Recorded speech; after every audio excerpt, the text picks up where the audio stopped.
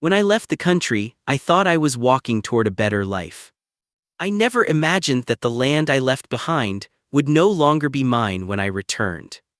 My name is Ethan Cole. I grew up in a quiet town in Oregon where my parents owned a modest piece of land near the edge of a small lake, nothing fancy, just a few acres with a wooden cabin and a line of pine trees that swayed like guardians every time the wind passed.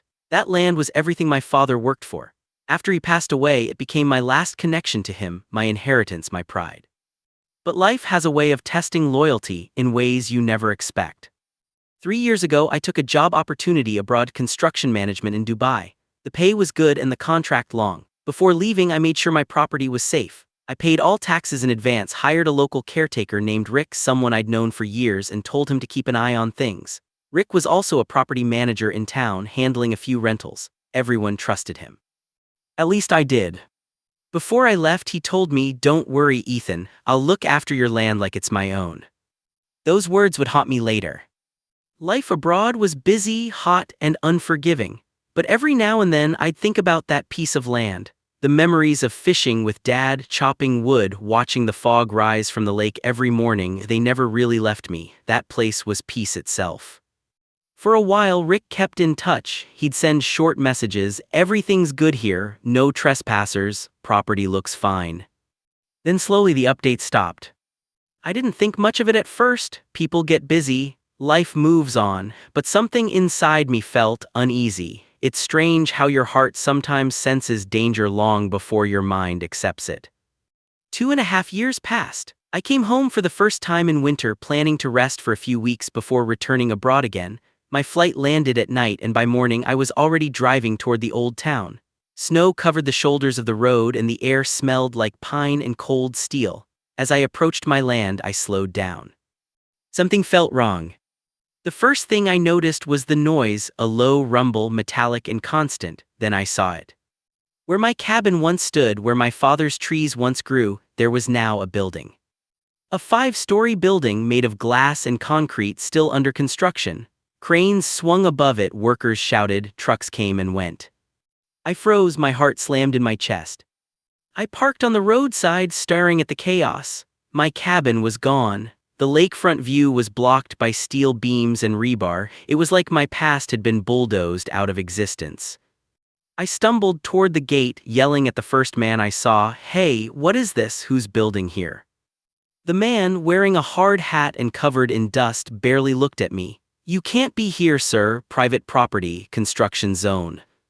"Private property, my property." I shouted back, "This is my land." He looked confused, then shrugged. "You'll have to talk to the site owner." Site owner? 2 words that shattered me. A few minutes later, a black pickup truck pulled up. Out stepped Rick. Clean suit, shiny shoes, holding a clipboard. The man who once promised to protect my father's land now stood in front of me as if he owned it. For a moment, we just stared at each other. "Ethan," he said with a fake smile, "you're back." "What is this?" I asked, my voice shaking. "Why is there a building here?"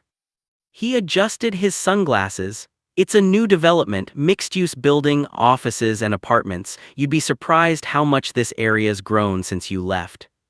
I took a step closer. "You built it on my land." He tilted his head slightly, like he was explaining something to a child. "Actually, not anymore." The ground beneath me felt like it vanished. "What are you talking about?" Rick sighed. "When you left, your taxes lapsed. County records showed your property was delinquent. I purchased it through the auction, completely legal." "That's not possible," I said, my voice rising. "I paid everything before I left."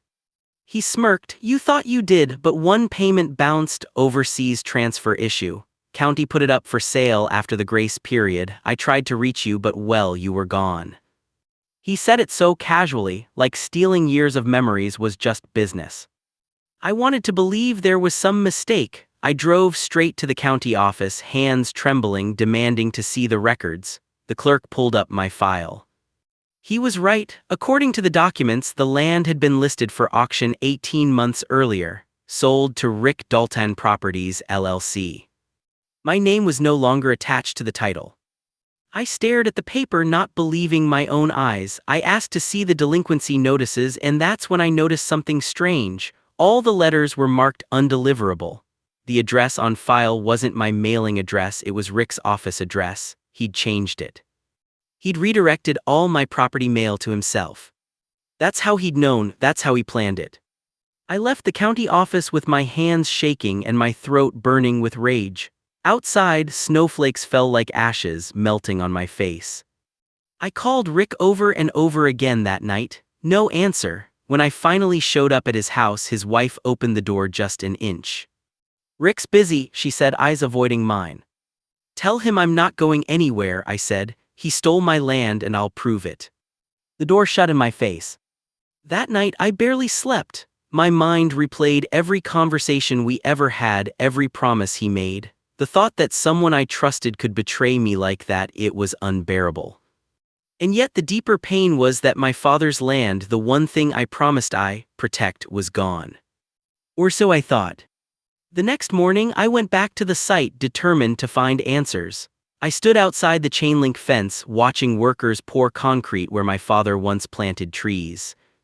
Then I noticed something, a small wooden sign half buried in the dirt near the gate. Weathered, cracked, but still there. My father's handwriting on it, Cole family property since 1983. My chest tightened, they hadn't even bothered to remove it.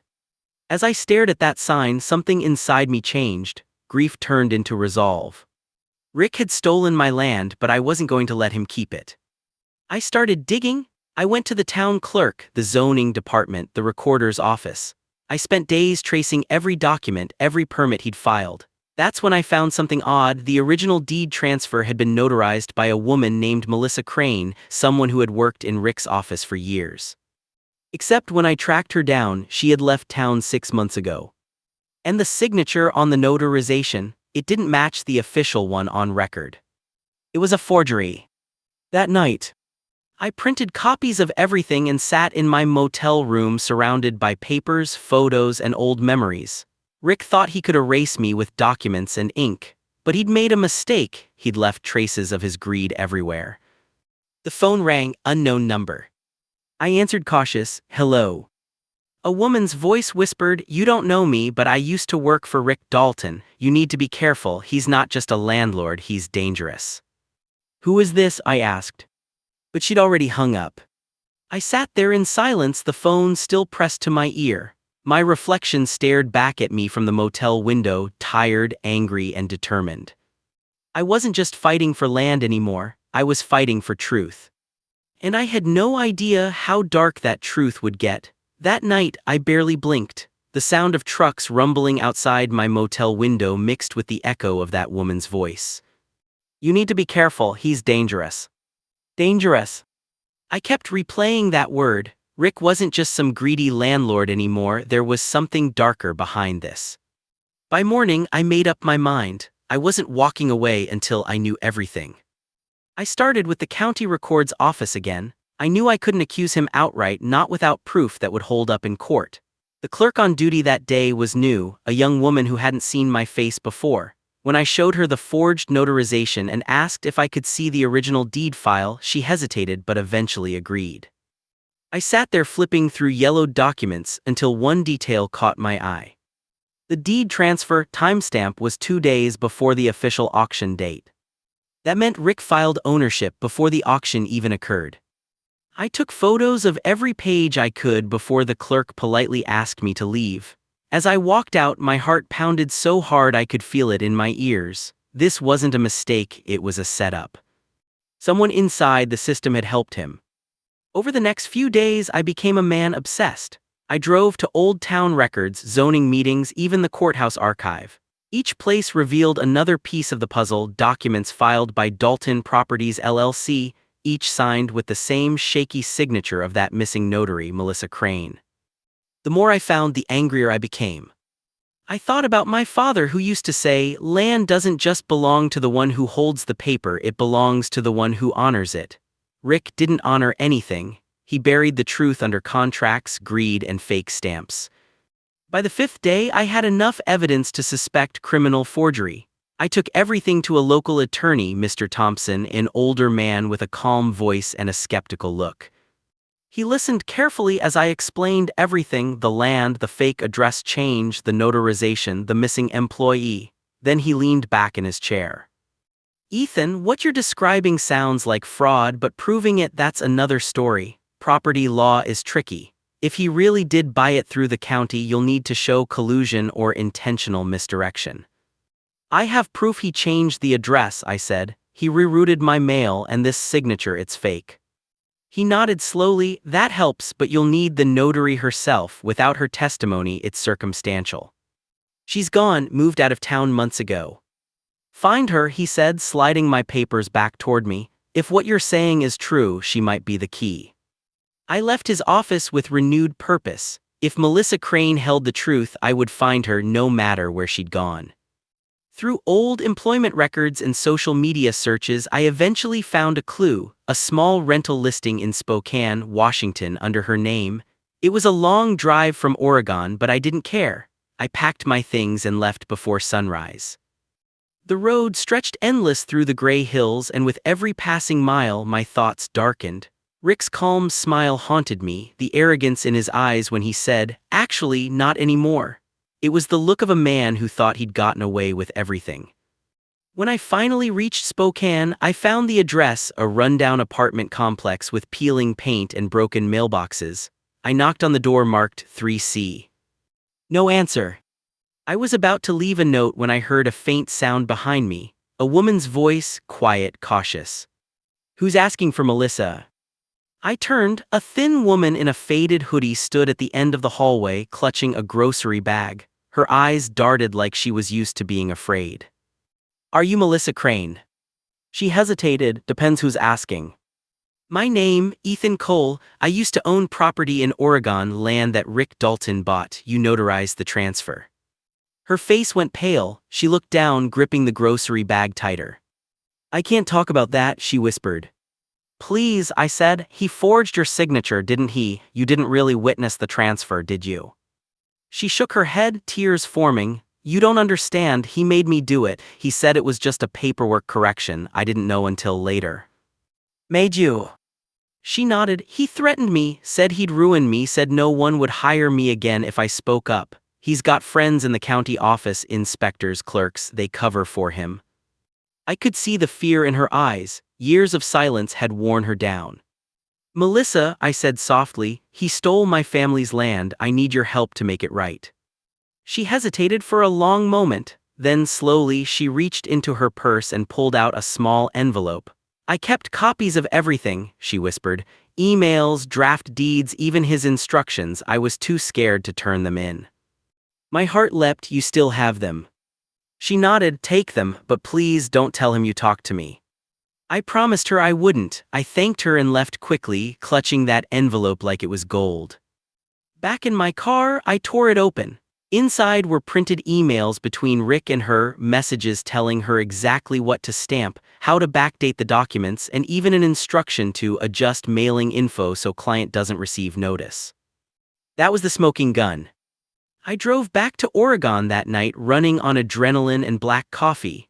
When I arrived at my motel, I spread everything across the table, the forged deeds, the emails, the signatures. The puzzle was finally complete. I went straight to Attorney Thompson the next morning. When he saw the emails, his expression hardened. "Well," he said, "Mr. Cole, this just went from civil dispute to criminal fraud."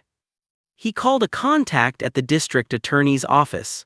Within days, a small investigation was quietly opened. They told me not to confront Rick again, to let the process work, but patience has never been my strength. I couldn't stop myself from going back to that construction site. It was almost finished now. The 5th floor was being glassed in, the signboard already installed. "Dalton Towers coming soon." The name made me sick. I waited near the gate until I saw his truck pull in. He stepped out, confident as ever, talking to the foreman. I walked straight toward him. He turned surprised. "Ethan, you again, I told you." I cut him off. "You forged my deed." He froze, then laughed, that same casual, dismissive laugh. "You've been busy, huh?" "I talked to Melissa." That got his attention. His smile disappeared. "Melissa," he said slowly. "She told me everything, the fake stamps, the backdated filings, the address change." For a split second his eyes betrayed panic, then he straightened his tie and smirked again. "Careful with your accusations, Ethan, you're trespassing, I could have you arrested." "Go ahead," I said, "but soon it'll be you the police come for." I walked away before he could answer. But as I reached my car, I noticed something, one of the construction workers watching me, a tall guy with tattoos, whispering into his phone. By that night, strange things started happening. The motel receptionist told me someone had called asking which room I was in. My car tires were slashed in the parking lot. Once, when I returned from the attorney's office, I found my door slightly open, nothing stolen, but papers moved. Rick wasn't just angry, he was trying to scare me off. I reported it to the local police, but the officer just sighed. "You got any proof who did it?" "No," I admitted. "Then keep your head down," he said. "Let the DA handle it." But I couldn't rest. I kept thinking about Melissa, about how scared she was. If Rick could silence her once, he might try again. The next evening, I tried calling her, no answer. The following morning, I tried again, still nothing. A chill ran through me. I drove back to Spokane as fast as I could. When I arrived at her apartment, the door was locked, lights off. I asked the building manager if he'd seen her. He frowned. "She moved out 2 nights ago, didn't say where." Gone just like that. I stood in that hallway, feeling the walls close in. Had she run away, or had someone made her disappear? Back in Oregon, the DA's investigator finally called. "We've begun reviewing your documents, Mr. Cole," he said, "but we'll need to verify the email's authenticity before we proceed." "How long will that take?" "Could be weeks, don't interfere." Weeks? I didn't have weeks. Rick was accelerating construction, pouring money into finishing that building before the truth could catch up. Once tenants moved in, even tearing it down would be a legal nightmare. I needed something faster. That night, I went through every photo I'd taken of his site, his truck, his office. Then I noticed something I'd missed before, a printed blueprint hanging behind his office desk in one photo. It listed the building's foundation acquisition map, and at the bottom, faintly visible, was a stamp from the county engineer's department. Only one problem: that department hadn't used stamped blueprints in over 3 years. It was another forgery. If I could prove that, it would show he'd falsified multiple government documents, enough to get federal attention. So I called the county engineer himself. A gruff man named David Jensen answered. When I described the stamp, he went quiet. Then he said, "That's not ours. Whoever made that file broke the law." "Would you testify to that?" "If it comes to it, yes, but I'll need the document in hand." I smiled grimly. "Then I'll get it." 2 nights later, I broke into Rick's office. It wasn't planned, not really. I just couldn't sleep. My thoughts raced until the line between right and wrong blurred into desperation. The office was dark, the street silent. I picked the back lock with a tension wrench I'd borrowed from a mechanic friend. Inside, the smell of fresh paint mixed with printer ink. I went straight to his desk, searching drawers until I found it, the original blueprint folder. My heart was pounding so loud I could barely breathe. Then headlights flashed across the window. Rick's truck. He was here. I grabbed the blueprint and slipped toward the back door, but before I could reach it, I heard the front lock turn. "Who's there?" his voice echoed through the hall. I froze behind the copier, holding my breath. He stepped in, the beam of a flashlight sweeping across the room. He was humming, calm, too calm. The beam passed inches from my face before moving on. He poured himself a drink from the minibar, muttering, "People just don't know when to quit." Then his phone rang. "Yeah," he said into it, "he's still poking around. If he keeps this up, we'll handle it our way." Silence, then a low laugh. "Yeah, same place as before, no one will find out." My stomach twisted. Same place as before. Was that what happened to Melissa? I didn't wait to find out. When he stepped into the adjoining room, I slipped out the back door and into the night. That blueprint clutched in my hand felt heavier than any weapon. It was the final proof of his lies, and maybe the reason he'd done far worse than steal land. As I reached my car, one thought burned through my mind. If he'd silenced Melissa, I might be next. And by morning, I would know for sure. I didn't sleep that night. Every sound outside my window made me flinch. The echo of Rick's voice, "Same place as before, no one will find out," kept replaying in my mind like a broken record. If Melissa was gone because of him, then I was dealing with more than a thief. By morning, I'd made my decision. I wasn't going to wait for the DA anymore. I was going to find out what really happened. I drove straight to the sheriff's department. The same deputy who'd brushed me off earlier was behind the desk. He sighed when he saw me. "Mr. Cole again?" "Yes, again," I said. "I need to report a missing person. Her name's Melissa Crane. She's the notary connected to Rick Dalton, the man who stole my land." He frowned. "You have proof she's missing?" "She disappeared right after I spoke to her. Her landlord said she left suddenly, no contact since, and I overheard Rick say something that makes me think she didn't just move out." The deputy raised an eyebrow. "What exactly did you overhear?" I hesitated. That if I kept digging they'd handle it their way, and that no one would find out. Same place as before. That made him sit up a little straighter. He wrote something down. "Same place as before." "Yeah," I said quietly, "I think he's done this before." He studied me for a long moment, then said, "Leave your contact number. I'll forward this to our investigator." It wasn't much, but it was something. Outside, the winter air bit hard. I sat in my car, staring at the steering wheel, thinking of Melissa's frightened face when she handed me that envelope. She risked everything to tell the truth, and I wasn't about to let her vanish without a trace. I started with the only clue I had: same place as before. I thought about Rick's life, his routines, the properties he owned. He had several rental homes, storage lots, even a small cabin in the woods outside town. I'd seen the address once on a document in his office. Something about it stuck with me: Lot 42, Silver Creek Road. I didn't know what I'd find there, but I had to look. It was already getting dark when I reached the area, a narrow dirt road lined with dead trees, snow thick on the ground. The cabin sat alone at the end, windows dark, chimney cold. I parked a distance away and walked the rest, every crunch of snow under my boots echoing in the silence. The place looked abandoned, but I could tell someone had been there recently: tire marks in the snow, footprints half covered by wind. I circled around to the back, shining my flashlight near the shed. The lock was new. I tried the door, it wouldn't budge. But near the base I saw something, a scrap of fabric caught in the hinge. It looked like the same colored jacket Melissa was wearing when I saw her last. My pulse quickened. I took photos, then stepped back. I couldn't risk being caught there. The next day I gave the photos to the sheriff's investigator. He didn't say much, but I saw the shift in his eyes, the first hint that he finally believed me. Within hours they sent a deputy to check the property. I waited outside the station, packing, praying. When he returned, his face was pale. "We found blood behind the shed," he said quietly, "and a purse. Driver's license belongs to Melissa Crane." My knees almost gave out. They called in the state police immediately. Rick was brought in for questioning, but by the time the officers went to his office, it was empty. He'd disappeared. News spread fast. Local landlord under investigation for fraud and possible foul play. My name was suddenly everywhere, but I didn't care about the cameras or reporters. I only wanted one thing: justice. Days passed in a blur.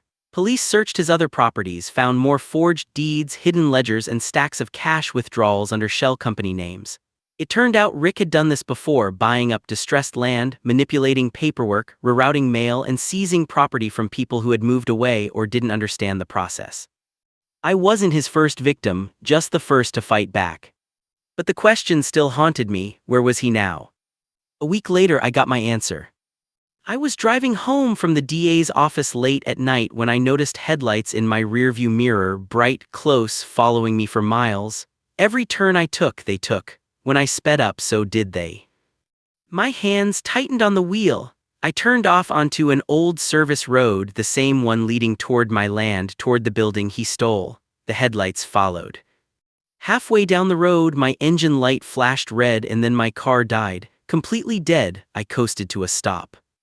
The other car pulled up behind me. The door opened. Rick stepped out.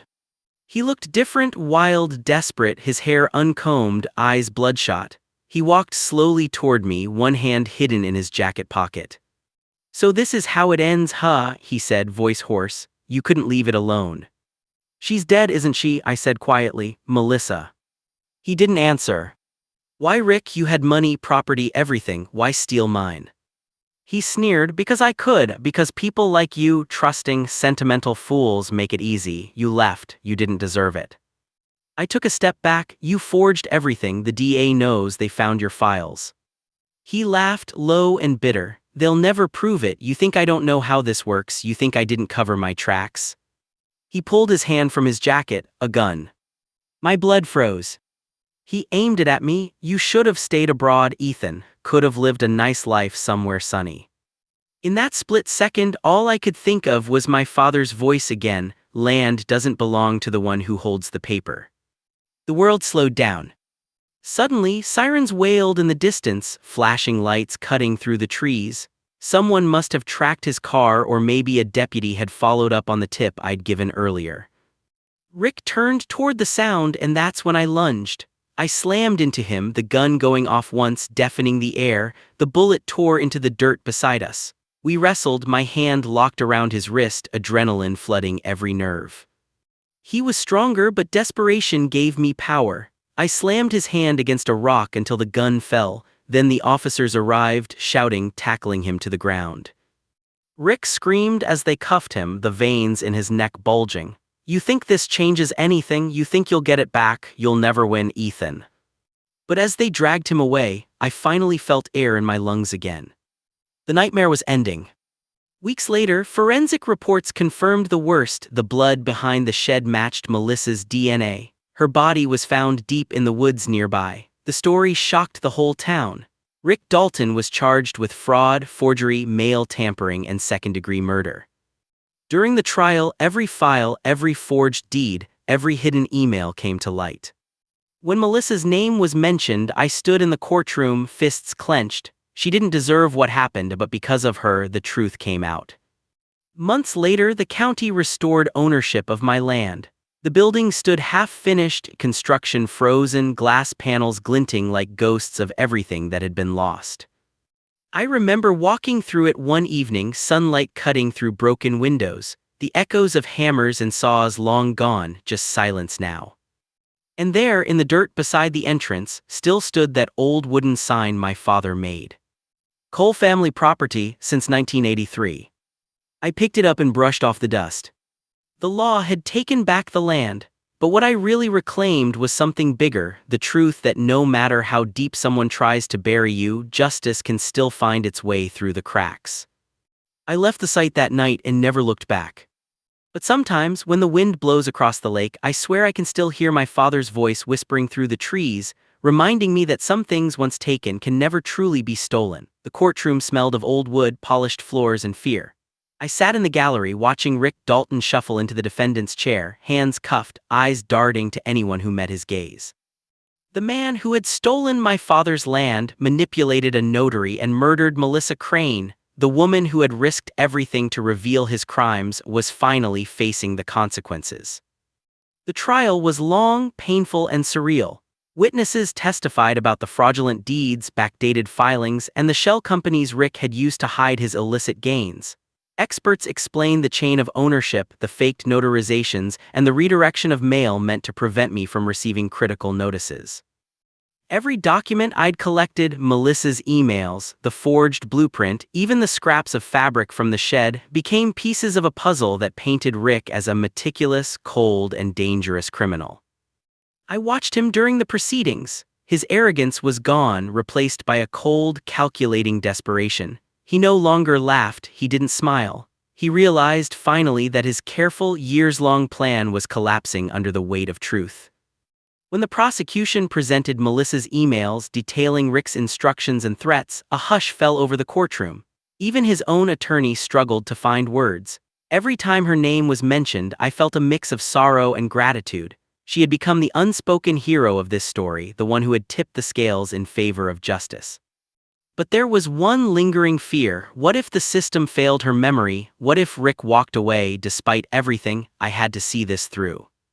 Weeks later, the verdict was read. The courtroom held its breath. On charges of fraud, forgery, mail tampering, and second-degree murder, the defendant, Rick Dalton, is found guilty on all counts. A quiet murmur swept through the room. I felt relief wash over me, but it was bittersweet. Melissa was gone, my father's land had been violated, and yet justice had prevailed and I could finally start to heal. After the trial, the county formally restored ownership of my property. Walking onto the land for the first time since Rick's theft felt surreal. The building he had erected remained half-finished, abandoned after the authorities froze construction. Its steel skeleton loomed over the land like a dark monument to greed and betrayal. I didn't know whether to tear it down or leave it as a reminder. Perhaps both were necessary. I spent days walking the property, clearing debris, touching the old sign my father had made, and imagining what life could have been. The pines swayed above me as if nodding in silent approval. Somewhere deep inside, I felt a fragile sense of closure. But the story wasn't over. 2 months after Rick's conviction, I received a call from the DA. His voice was tight, careful. "Ethan, there's something you need to see, something we discovered during Rick's investigation." I drove to the office, my stomach tightening. When I arrived, the DA handed me a sealed envelope marked with Rick Dalton's handwriting. My pulse accelerated as I opened it. Inside were pages of notes, maps, and photographs, meticulous records of every property Rick had targeted, every forged document, and Melissa's file. One photograph made my blood run cold. It was taken inside a remote storage facility, Melissa, alive, tied to a chair, terrified, her eyes wide. The timestamp was only a month before Rick's arrest. "She's alive," I stammered. The DA nodded. "Yes, somehow she survived. He kept her in hiding while maintaining his fraudulent operations. We traced her location to an abandoned storage unit thanks to some of the records you provided. We found her unharmed physically but deeply traumatized. She refused to speak until she felt safe, which is why you never heard from her again." Tears welled in my eyes, relief, guilt, gratitude, all tangled together. Melissa had survived, but Rick's reach had been far more sinister than I imagined. The man I thought had simply stolen land had almost destroyed lives. I insisted on meeting her. The first time I saw her again, she looked smaller, older, haunted, yet there was determination in her eyes. She hugged me briefly, no words, just a silent acknowledgement that together we had exposed Rick's empire of deceit. With Rick incarcerated and Melissa safe, I finally turned my attention to my land. The building remained, a grim reminder of betrayal. I debated with the county and the DA, demolish it, renovate it, or leave it as a historical marker of the crimes committed here. I ultimately chose renovation. I converted it into a community center, a place where neighbors could gather, children could play, and the lake could once again be a source of life instead of greed. Every brick carried a story, some dark, some redemptive. I wanted the place to honor my father, Melissa, and everyone else who had suffered because of Rick Dalton. Even then, there were whispers in town, people claiming Rick had accomplices, that not all his secrets had been revealed. Occasionally, late at night, I would drive past the property, checking the perimeter, making sure the legacy of deceit had truly ended. And then, one evening, months later, something happened that chilled me to the bone. I was walking along the lakefront near my property when I noticed footprints in the fresh snow, small, deliberate, not matching mine or the neighbors'. At first, I thought it was a child, maybe someone exploring the abandoned shore. But the footprints led straight toward the community center, stopping abruptly at the foundation. There was no continuation, no sign of a person leaving. I froze. A shiver ran down my spine. Had someone returned? Was Rick somehow out? The thought seemed impossible, yet deep inside. I couldn't shake the feeling that his shadow lingered, even behind bars. I called Melissa. She insisted on coming with me. When we arrived together, we found something, a small envelope tucked behind a brick in the foundation wall. No fingerprints, no indication of who left it, just my name written in hurried script. Inside were 3 words. "I'm not done." Melissa and I looked at each other. The words were familiar, terrifyingly familiar. Rick, or someone else, someone connected to him. That night I realized that justice could be served, but the scars remained. Trust had been broken, lives had been threatened, and the shadows of greed lingered even in daylight. Yet there was hope too. Melissa was alive, my land was restored, the community had reclaimed its space. And I knew deep inside that no matter how dark the past, we could face it together. As I stood on the lakefront, the wind rippling across the water, I thought of my father again. His words echoed louder now than ever. Land doesn't just belong to the one who holds the paper, it belongs to the one who honors it. I had honored it, I had fought for it, and I would continue to protect it, not for myself alone but for everyone who believed in truth, in justice, and in the courage to stand against betrayal. Some shadows might linger, some threats might remain, but for the first time in years I felt free. And sometimes that was enough.